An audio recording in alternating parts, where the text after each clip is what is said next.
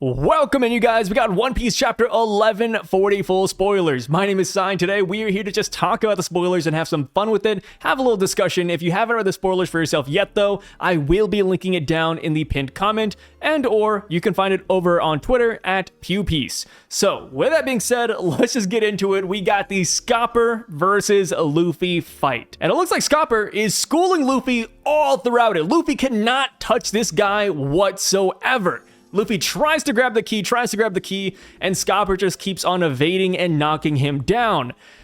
And one certain knockdown had Scopper coating the key with Haki. He then uses that key to knock Luffy into the ground, and that is when we see black lightning erupting out of the attack.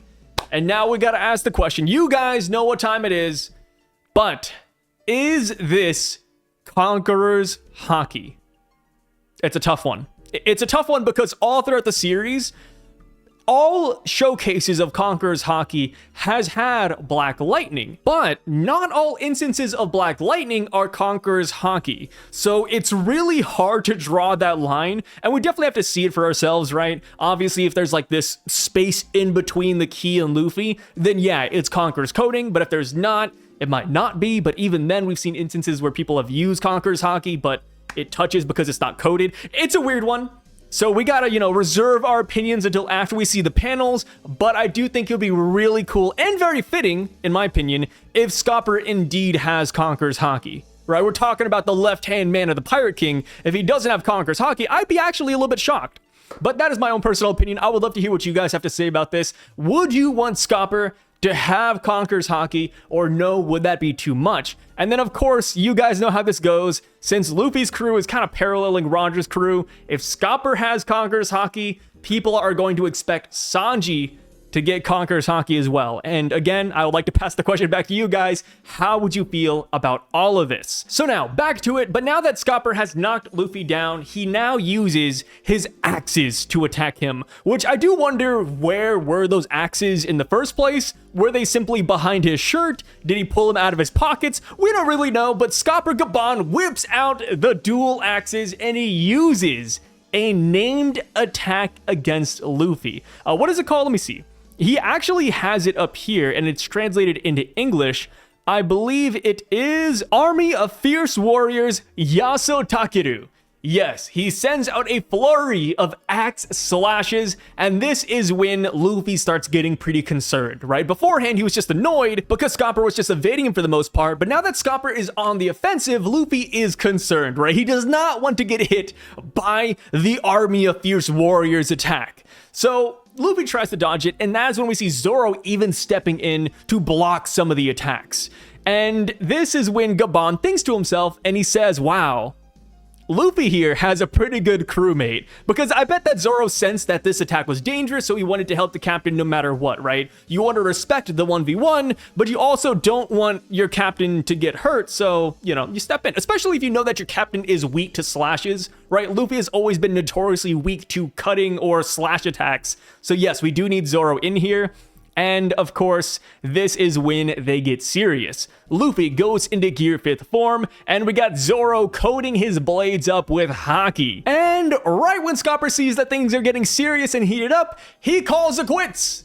He doesn't want none of it, right? He gives them the key, and he walks away. And this is mid-battle, right? Luffy's about to attack, Zoro's about to attack, so they both end up hitting a wall because they don't want to hit Scopper anymore, right? They don't want to hit a guy who has given up the fight, which is pretty funny, right? I can already imagine it. You have Luffy and Zoro flying by, and then Scopper's just throwing his hands up like, yep, I'm good, y'all.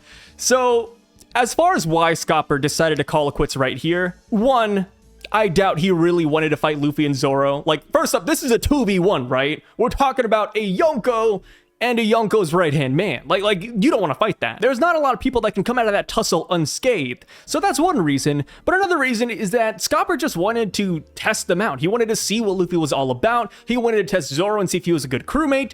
And of course, he just wanted to see the white form, which is what he says, right? He thinks to himself and he says, so that truly is the white form. Or I'm surprised he doesn't just say Nika or Joy Boy form or something of the sort. He has to say white form. So I do wonder if there's more nuance to that, but we will see. So yes, he does end up giving them the key to Loki, and yeah, that's pretty much it. Scopper ends up leaving the building even, which is strange, right?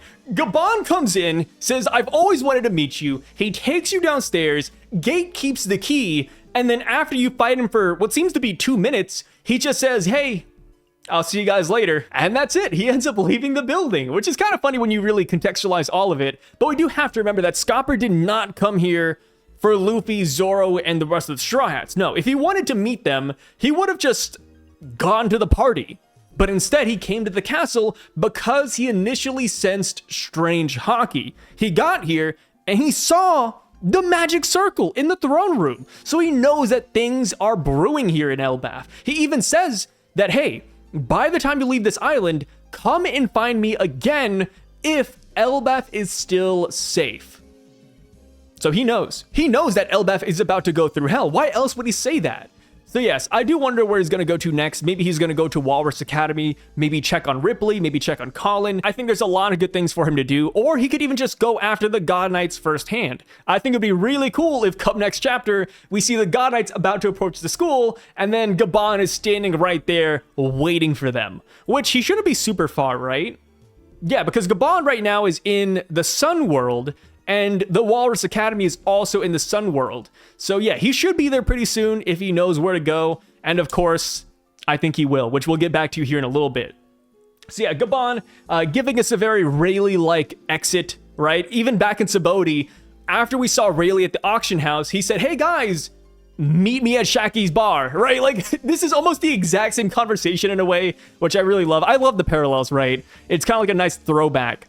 So Luffy and Zoro, since they don't know who this guy is, they're like, hey, like, we don't want to see you again. You know, thanks for the key, but I don't want to see you. Which is funny because I wonder how their tune is going to change once they realize that this is a guy from Roger's crew. And of course, Shanks' mentor in a way. Is it weird to call him Shanks' mentor? I mean, Roger is Shanks' mentor, but Scopper and Rayleigh were right there. And I'm sure they trained together at some point. Kind of like how Sabo, right? Dragon mentored Sabo, but also Kuma mentored him as well. It doesn't matter. It's semantics. You guys know what I mean. So we go on to the latter half of the chapter, and boy, oh boy, do we get something grand. You guys know me. I'm a big fan of the God Knights, and we got two new ones right here. We got St. Somers and St. Gillingham. Is that it? Gillingham? Let me see. Gillingham. Yeah. I want to make sure I don't mispronounce these names. I think yesterday I called them something else. I think I called them like Gollingham. But yes, Gillingham and St. Somers. And they're both really quirky.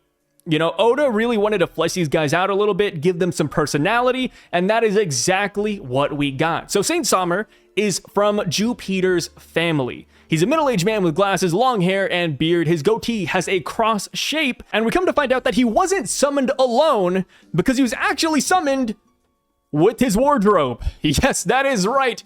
The chair he was sitting on was teleported over here. His dresser was teleported over here as well. And it's kind of funny because he was even teleported mid-phone call. All right, he's like, hey guys, like, you know, give me another hour to get ready. I'm not dressed yet. And here he is, poof, right? So we come to find out that this summoning circle, it's not something you really have to be reciprocal of, right? Like, you don't have to accept the summoning circle. You simply get summoned, which is kind of interesting to think about. But yes, he is kind of wondering, like, hey, like, shouldn't we be worried about the food supplies? Like, you know, this mission is great and all, but like the food, guys, we can't let the Celestial Dragon starve to death, which has always been something that I've brought up, because last we saw, Dragon destroyed the food supplies up at Marie Joie, and then he said, oh, the Holy Knights are going to have to mobilize because of this. But we've yet to see any God Knights mobilize because of the food. So I'm glad somebody's asking the big question, right? Somers is wondering, yo, like, what about the food, guys? Like, I get it, right? Elbaph is important, but the food, y'all, come on. So the second God Knight is St. Gillingham. Like I said, he's from the Limosif or Remosif family. Not too sure which one is correct, as per Redon. And he says that Gillingham clearly has the power of the Kirin Zoan fruit. His name is Kiringamu in Japanese, which is another hint. And it seems that Kirin fruit is awakened as well because there are white clouds floating around Gillingham's neck, which is very, very noteworthy. Because so far, all of the Gorosei, Rob Lucci, Kaku, and even Shamrock's Cerberus sword has black clouds. What's up with this, right? Why does this guy have a white cloud? Because the only white clouds we've seen thus far are from him and Luffy. And of course, there's Yamato, but nobody really knows if Yamato's awakened or not yet, which is a side debate, right? Like, Yamato never said, like, the awakened fruit, like, that's a hazy one. But yes, Gillingham here is an awakened Kirin. And I do wonder if this is going to be another yokai transformation, because technically the Kirin is a yokai. Well, not even technically, Kirin is a yokai. So I do wonder how this is gonna go. Because right here, we have another mythological transformation within the god realm, right? All the Gorosei are transformed. Shamrock's sword is transformed. The only person that has not transformed thus far, or has shown a transformation thus far, is Gunko. Which again, I talked about this in yesterday's video, but it's even more pronounced now that Gunko does not have the Saint title. Gunko was not introduced as Saint Gunko, only God Knight Gunko, and Gunko is the only one so far that has a Paramecia Devil Fruit. What is going on? You know, is Gunko a special recruit, kind of like how Loki was supposed to be? That is kind of what I'm leaning towards right now. And of course, people are bringing up Shamrock because Shamrock did not have the Saint title either, but I kind of just give it to him anyways because his dad is Saint for Garling. So to me, at least, it'd be a little bit weird if he didn't get the Saint title as well, since he's his oldest son. But yeah, either way though, we got a Kirin transformation making an appearance, which is pretty cool, because that is what a lot of people thought that one of the Gorosei members would be, right? When people were going down the yokai list after we saw the Gyuki, Kirin was a really popular one. I mean, hell, even with Yamato, people thought that Yamato was a Kirin at first too. So it's kind of cool that Oda is bringing it full circle. And now, as far as his design goes, his neck is very long. He has a long mane. His head is similar to that of a horse, but he has 2 horns and 2 long whiskers. And of course, he does have the iconic celestial dragon bubble around his head, which is interesting because it doesn't say that Saint Sommers has this. Of course, we know that the Gorosei and Garling don't have it. Shamrock doesn't have it. Gunko doesn't have it. The only God Knight thus far that has had the bubble is Saint Gillingham. So I wonder if he's going to explain why he has the bubble, right? Like, I just like the way my head feels in it. But then again, he also has a special respirator as well, so maybe he actually needs the bubble, right? The other celestial dragons, they simply wear it because they don't want the common air on them, but maybe this guy actually needs it, right? Maybe he does have some breathing problems. Either way though, he does seem to have a quirk as well. So Sommers, you know, the God Knight from earlier, his thing is being late, right? He's not ready. He's naked in this chapter apparently. And then as far as Gillingham goes, he's all about sleeping. So he woke up late, he didn't know where to go, and then even later on in this chapter when he's talking to Gunko, he kind of dozes off as well. So maybe the respirator is like a CPAP machine. That's kind of what I'm imagining right now. But yes, Oda, like I said, is really fleshing these guys out. They're getting personalities, they feel like a crew, they kind of feel like, well, I guess every pirate group in One Piece is very quirky, right? Think back to like the Don Quixote pirates, even the Straw Hats, the Beast Pirates and all of them. These guys are getting the full Oda special over here. So as far as why 2 of them showed up, we come to find out that that is because Shamrock is being sent back to Marie Joie. We don't know why yet, but those are orders from above. Whether it be the Gorosei, his dad, or Imu, we do not know yet, but they want Shamrock back specifically. So at first I was wondering if something bad was happening there, like maybe the Revs attacked, maybe Blackbeard did something, but it doesn't seem like that yet in my opinion, because Saint Sommer and Saint Gillingham, they were both at the Holy Land previously, and they're coming over here and they're both undressed and asleep.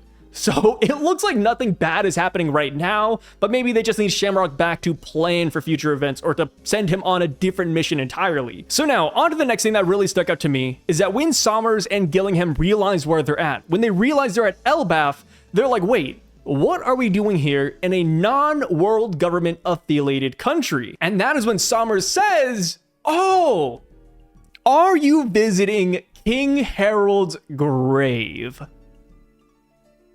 Hey, the 99%, bro, we held the poll a while back. We held the poll. Was King Harold conspiring with the world government? It wasn't 99, I think it was like 97%, but 97% of people did not believe in King Harold. It's crazy, bro. And here we have it. Are you visiting King Harold's grave? That must mean that Shamrock and or Gunko were on friendly terms with King Harold, so much so that they would visit his grave. And or they might have done it before, right? They might have done it in the past because they just bring it up so casually, like, oh, are you visiting his grave? Like, it sounds like it's a common occurrence. So yes, something sus is going on here. And then of course we have to remember that when Gunko and Shamrock teleported here, they were in the throne room. Why did they teleport to the throne room? Have they perhaps been here before? Did King Harold set it up for them? It kind of seems like that may be the case. There we have it. King Harold might not be the great king that all of Elbaph seems to think he was.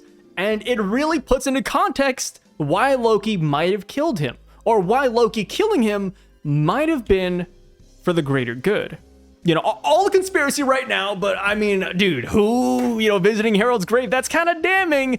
That is kind of damning. So the next thing we get in this chapter is some information about the magic circle that the Gorosei and the God Knights have been using.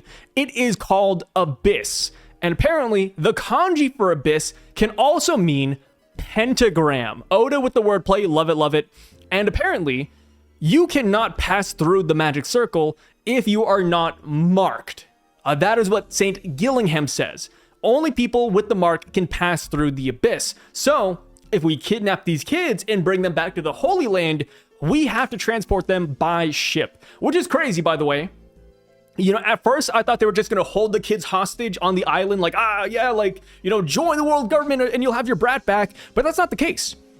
Well, actually, it still is the case, but they're not just having them and holding them on the island, they are taking them all the way back to the Holy Land. Bro, what? That is crazy. I mean, I guess it makes sense, right? If you want the giants to work for you in the long term, you have to take the kids away so that they can't just easily get them back. So yeah, since this seems to be the plan, they will have to transport them by ship, and I do wonder if they will be successful. I don't know, because Scopper's here, right? Robin, Chopper, and Frankie are nearby the kids as well. I mean, the Straw Hats probably aren't that far away either. Like, if something happens and if they sense it, they could probably go there ASAP.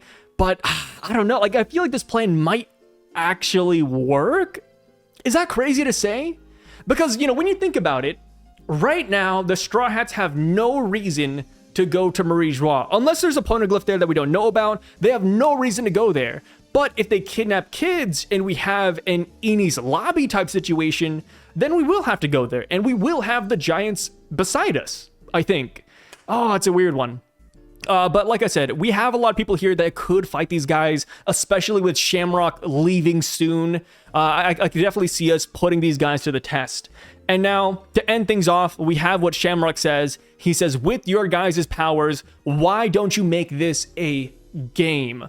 So based off of yesterday's brief spoilers, I was wondering if they were talking about a God Valley type of game, but now with all this context, it seems like that might not be the case. And he's instead just actually meaning a game, right? Like, why not have fun with this? Maybe let's see which God Knight can capture the most kids. Maybe that's what he's implying here. I'm not entirely sure yet. I know a lot of people still like the God Valley idea, but since Shamrock is leaving and since we don't have reinforcements, I think, on the way, this might just end up being a more simple game, but we're not too sure yet, right? They are bringing ships, so we'll have to see what that looks like. But now, the next thing that I think will happen, going on to the next chapter, I do think that Scopper is going to be on his way pretty soon, right? Because Scopper can sense the magic circle. Scopper can sense when the Abyss pentagram is being drawn up. That is why he went to the castle, and now that St. Gillingham and St. Sommer have been summoned, I think Scopper is going to show up pretty fast, right? This guy's on the move. He knows that something's happening.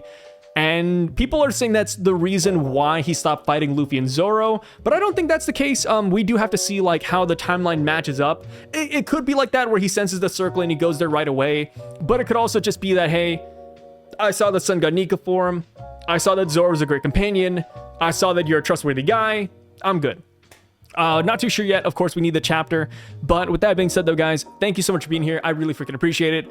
Let me know what you thought about this chapter down below, and I will see you guys when the chapter releases. And also, we will have a post-game show where we read through the comments in the comment section. So if you have a theory and or idea that you want read, just drop it down below. And yeah, with that being said, I'll catch you guys later. My name is Sai, and I'm signing out.